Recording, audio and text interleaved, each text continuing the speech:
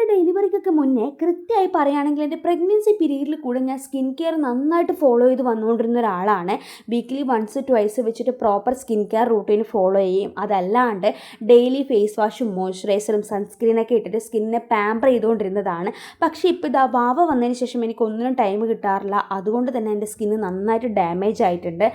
ഇതൊക്കെ മാറ്റിയെടുക്കാൻ ഞാൻ 2025 റെസൊല്യൂഷൻ പോലെ എടുത്തതാണ്. ഇനി എൻ്റെ സ്കിന്നിനെ കുറച്ചും കൂടി ശ്രദ്ധിക്കണം, സ്കിൻ കെയർ റൂട്ടീനൊക്കെ ഫോളോ ചെയ്യണം എന്നുള്ളത്. അതുകൊണ്ട് തന്നെ ഞാൻ സ്റ്റാർട്ട് ചെയ്തൊരു റൂട്ടീനാണ് നിങ്ങളെ കാണിക്കാൻ പോകുന്നത്. ആദ്യം തന്നെ ഞാൻ ഫേസ് വാഷ് ഇട്ട് നന്നായിട്ട് മുഖം കഴുകി വന്നതിന് ശേഷം ഒരു അലോവേര ജെൽ അപ്ലൈ ചെയ്ത് കൊടുക്കുകയാണ്. ആദ്യം തന്നെ ഫേസിലെ ഹെയർ റിമൂവ് ചെയ്യാമെന്ന് വിചാരിച്ചു. ഒരു 2 ആഴ്ച മുന്നേ ഓൾറെഡി ഞാൻ റിമൂവ് ചെയ്തത് കൊണ്ട് തന്നെ ഹെയർ ഗ്രോത്ത് അങ്ങനെ ഇല്ലായിരുന്നു. എന്നാലും ഞാൻ വിചാരിച്ചു ഒന്ന് ഉള്ള ഹെയറൊക്കെ ഒന്ന് മാറ്റി കൊടുക്കാൻ. അതുകൊണ്ട് ഞാനിപ്പോൾ അടുത്തുള്ള സ്റ്റോറിൽ നിന്ന് വാങ്ങിച്ചൊരു ഹെയർ റിമൂവറാണിത്.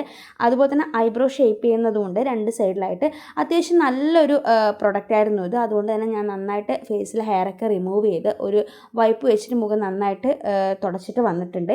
ഇനി ഞാനൊരു പാക്ക് അപ്ലൈ ചെയ്ത് കൊടുക്കാൻ പോവുകയാണ്. ഇത് ഞാൻ വീട്ടിൽ തന്നെ ഉണ്ടാക്കിയ പാക്കാണ്. ഇതിൻ്റെ എങ്ങനെയാണ് ഉണ്ടാക്കുന്നതെന്ന കാര്യങ്ങളൊക്കെ ഞാൻ അടുത്തൊരു ഷോർട്സിൽ പറയാം. മുന്നേ ഞാനൊരു പാക്കിൻ്റെ വീഡിയോ ഇട്ടിട്ട് അത് കാണാത്തവർ പോയി കാണാം. അപ്പോൾ നന്നായിട്ട് ഫേസ് വാഷ് ഇട്ട് കൊടുത്തതിന് ശേഷം ഞാൻ കുളിച്ചതിന് ശേഷമുള്ള എങ്ങനെയാണ് എൻ്റെ റിസൾട്ട് ഞാൻ നിങ്ങൾക്ക് കാണിച്ചു തരാം. നന്നായിട്ട് ടാനൊക്കെ മാറി നല്ല നീറ്റായിട്ടുണ്ട്. എൻ്റെ ഫേസ് കണ്ടാൽ തന്നെ നിങ്ങൾക്ക് മനസ്സിലാവും. അപ്പോൾ ഇത് കണ്ടിന്യൂ ചെയ്യണമെന്നാണ് എൻ്റെ ആഗ്രഹം. അപ്പോൾ ഈ വീഡിയോ അത്രയേ ഉള്ളൂ. ബൈ.